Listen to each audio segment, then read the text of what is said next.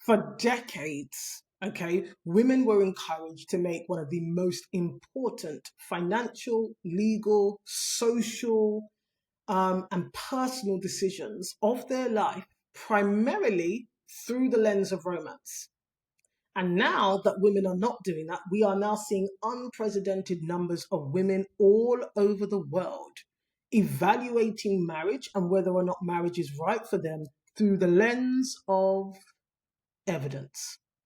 And many institutions and even society more generally are uncomfortable with that shift. Okay. And it's so funny because when you think about it, even in rom-coms and TV shows, it was always depicted that men had to be the ones who were convinced, persuaded, and cajoled into getting married, right? The whole thing about it being a ball and chain, men would say it's just a piece of paper, okay, to women. And that actually marriage was unnecessary. In fact, if you listen or you were listening carefully, a lot of the time, men would be the ones, generally speaking, who would be trying to convince the woman they're with or a woman who desired them that marriage is not that important. Yeah, we don't need to get married. Now, I'm not talking about all men, of course, because if you recognize that marriage can often be a social status tool, then of course there are men who would desire to get married because of that, and for maybe some other reasons. But generally speaking, marriage was something that was always presented as something that women desired. Yeah. And so men would avoid commitment of that particular kind. But the tables have turned now.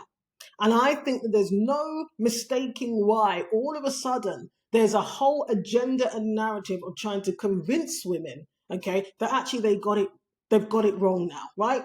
You know, marriage isn't a problem. It's the best thing you can do. It's crucial for community and for society. And you're being selfish and rebellious and independent because you are delaying marriage, and in many cases you do not desire it at all.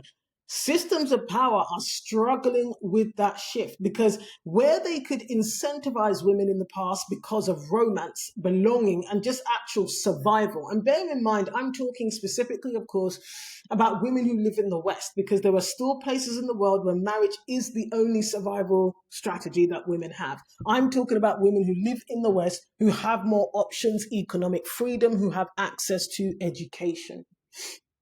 Okay, and when the status quo was that there was this kind of running joke that men didn't want a ball and chain, they didn't commit easily, a man didn't want to give up his bachelorette lifestyle, no one said there was an attack on marriage then. Because why? Women were the ones, generally speaking, who were desirous of it. Women were the ones willing to jump, hop, squat, and skip to be chosen to get married. Women would do anything. In fact, for a lot of women, okay, being married is more important than their own well-being. And we see evidence of this all of the time. Okay, all of the time. That women will want to be married, they will stay married by any means necessary, even over their own self-respect and well-being. Sometimes even over the welfare of their children. They want to stay married. And so now that millions of women are saying marriage is not automatically my goal, it's not a must-do for me, I see a lot of people. So systems of power are worried because remember, marriage is a system of power in itself, and it plays a particular function in the world that we live in. It has economic impact. It has economic impact, as does parenting and childbirth. Okay? I saw a really interesting video when I was doing some research. If women were to stop having children for 10 years, entire industries would collapse. So there is actually a function and an agenda for marriage. So that's why now you see that there's a real push to almost, get women to stop being so, don't be negative. Don't be moving from a place of fear. Just because those marriages didn't work, it doesn't mean yours won't. Suddenly now I'm seeing a lot of people, especially, a lot of Christians say, oh, there's an attack on marriage. No. Sane, mature, sober-minded women who are educated to any level, doesn't matter, it could also be foundational, doesn't matter. They have their own jobs, they can pay their own bills, they are looking at the evidence. They're looking at how would this add value to my life? How, if and where will it remove peace and well-being from me? And now apparently there's an attack on marriage. That is not really the case. In fact, you know what? I always have to say this. Overall, most women still want to get married. They still want to get married. They still want the love and romance and the fairy tale. They still want it. There's a lot of women who are still working for it. There was a video recently that kind of went viral where a wife said that, she's got so much freedom now that she's married, because before she was married, her entire life was consumed in finding a husband. We see this all the time. Women will go into almost a psychosis, quite frankly, when they are searching for a husband. You see it all the time, especially if they're religious. My goodness. The things that they will say. Right? And they start giving out formulas and advice to other women to also find their kingdom husband, to have a kingdom marriage. Right? People start behaving in all sorts of ways. And so now all of a sudden, the rhetoric is marriage is under attack. Women are too independent. Women are treating marriage like a business. I'm going to come back to that in a moment. Okay, women are being too pragmatic. I'll never forget a man said to me, "Oh, you're too business-like when it comes to this." Yes, I am. Oh, yes, I am. As a mature, sober-minded woman, yeah, I'm looking at marriage for what it is. You can't bamboozle me on love and romance. What's that got to do with the price of bread? What's that got to do with the day-to-day reality of being married to someone? Right?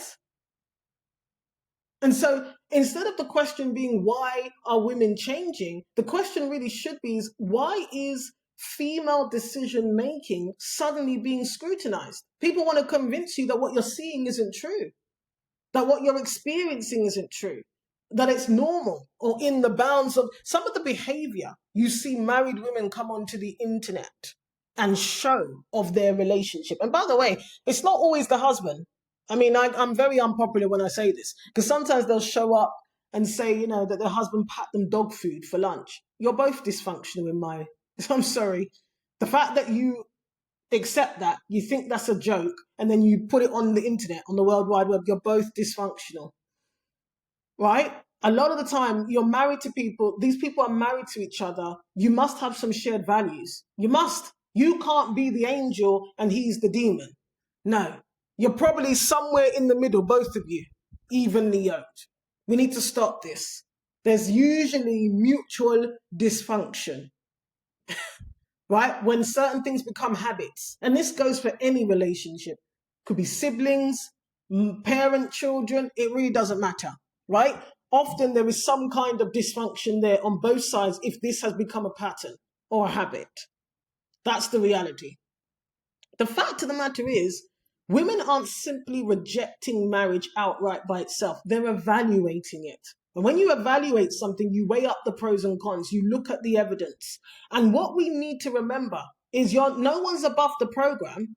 No one is the exception. You're not going to be the one that jumps the fence. And so it requires you to evaluate, weigh up, is this right for you? And on that note, it's not only really about marriage as it's presented. Remember, we're always talking about invisible contracts. What you're told, what you're promised, what's on the packet, and what the lived reality is. And what I find, especially in a lot of religious circles, especially, they want you to believe in the fairy tale of marriage. Because once you're in it, they'll tell you it's really hard. Then they start telling you, oh yeah, it's really difficult. Then that couple who you say is couples goals, turns out that he was hitting her in the first 2 years of marriage. But they prayed on it and they worked through it. Turns out there's been consistent cheating. But they're celebrating their 30th year anniversary. But you thought they were goals. Now the question is that exactly the marriage that you want to have? You've got to be, when they're telling you all these stories about Boaz and Ruth and Abraham and Sarah, etc., etc., Evaluate the person in front of you. You can't believe in what is, ideal marriage could be. No. Who are you as a person? Who are you, and what are you bringing in terms of character, traits, and qualities, and so forth with the other person? Women are just evaluating. And sometimes when you do the check and balance and you sit down and, check the ledger, the numbers aren't adding up. And when I say numbers, I'm not just talking about money. I'm talking about the real day-to-day reality of what that marriage would look like, what it would feel like. Okay?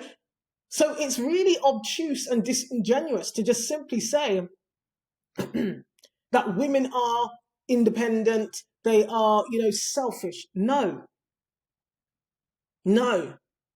All right? Marriage has always been a legal, financial, social, and economic decision. Because if you're not religious, then that might not be a factor for you. Right? And marriage affects your housing, your assets, labor, caregiving, child rearing, retirement, inheritance, taxation. It affects all of that. Those are business realities. This is why I always chuckle when I hear people say women are in it for business and men are in it for love, which is a lie, by the way. It's a lie.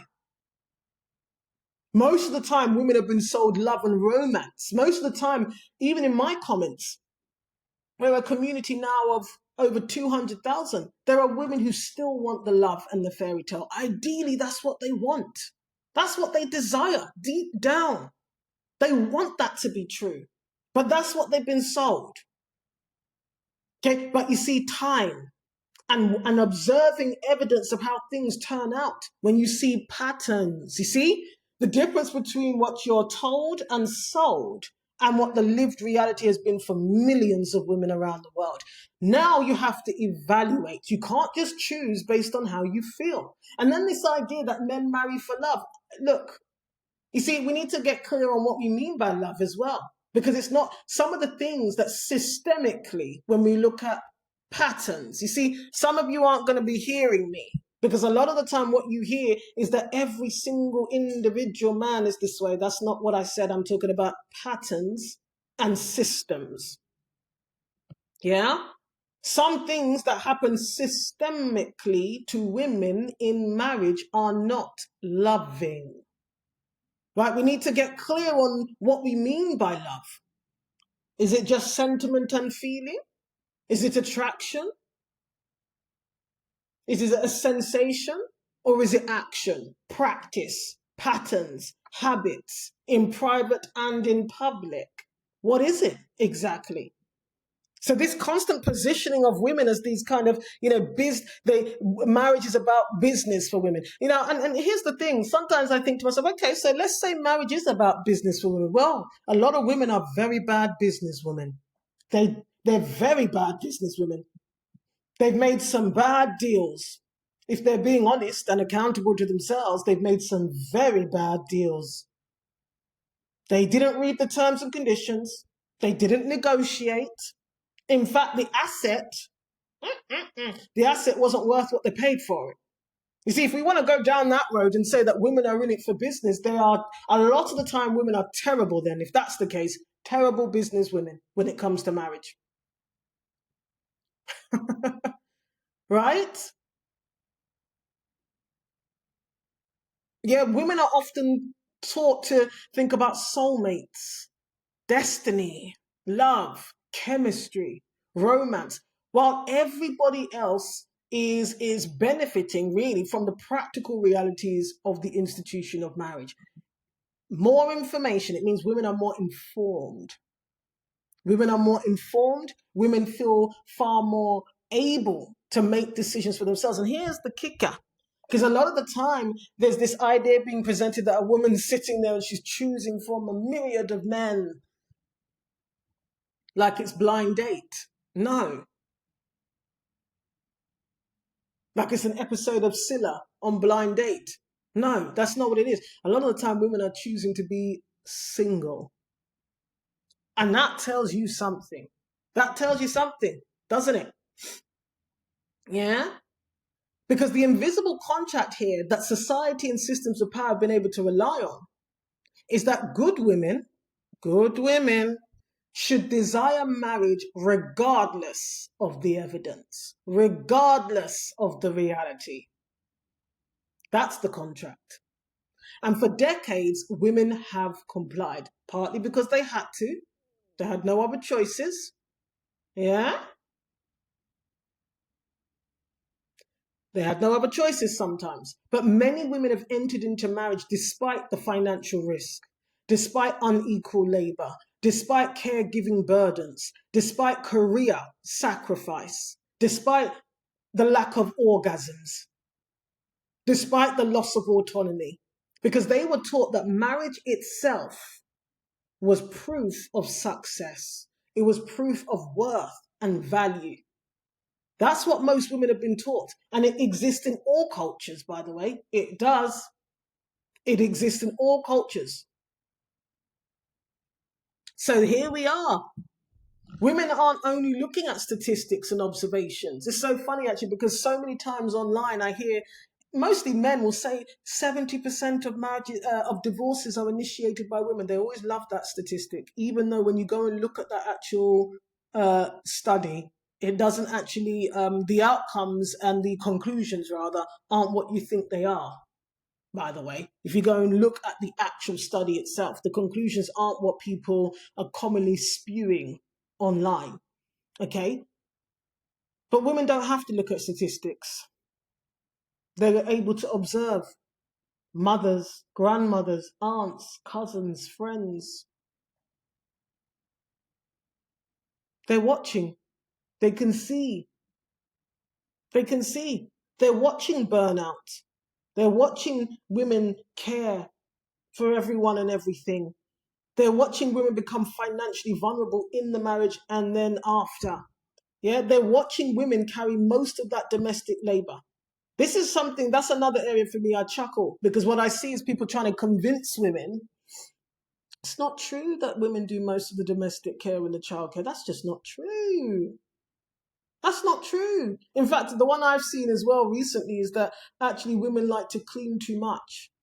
You know, if you didn't clean as much, it wouldn't feel like so much of a burden. So people are basically telling on themselves they like a dirty home, because some things do need to be cleaned, especially when you've got more than two people living in a home.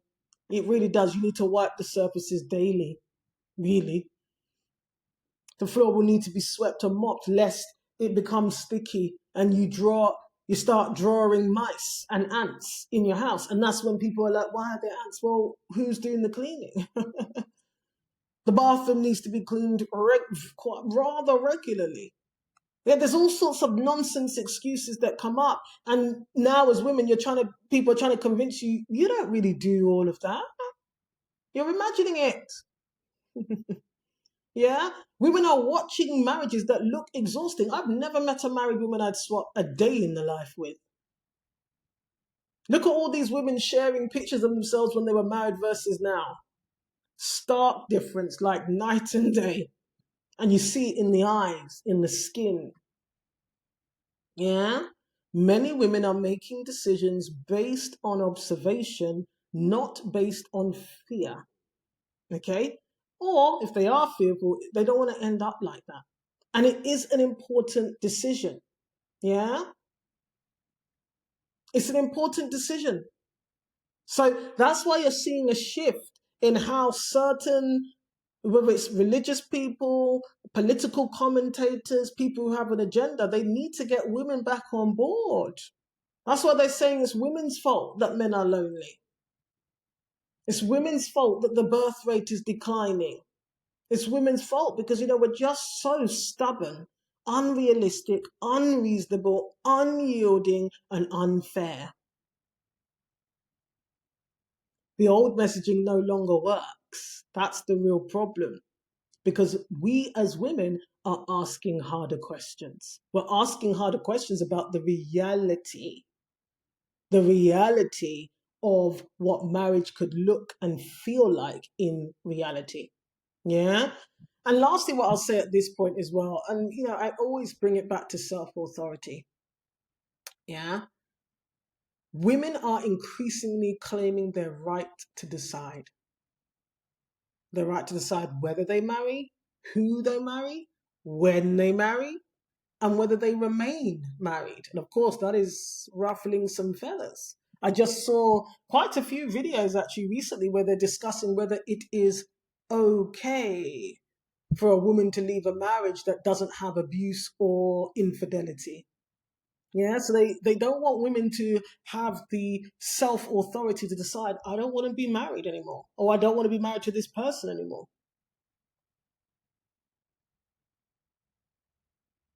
Yeah, they want you to still be seeking the approval of culture, religion, family, and strangers online for making a decision about what your life looks and feels like. That's the real shift. It is the fact that more women than ever before are claiming the authority to make decisions for themselves. So I don't really think marriage is under attack at all, if I'm honest. I think unquestioned assumptions about marriage are under scrutiny now, are being examined now because of the amount of information that is now available. Okay? And if I'm honest, I see it all the time in emails and DMs. Women are actually sad. A lot of women who desire marriage are actually sad about this. It's not something that they feel joyful about. They want to get married. They want the love and romance to be true. They want it to be true. But for a lot of them, it just isn't.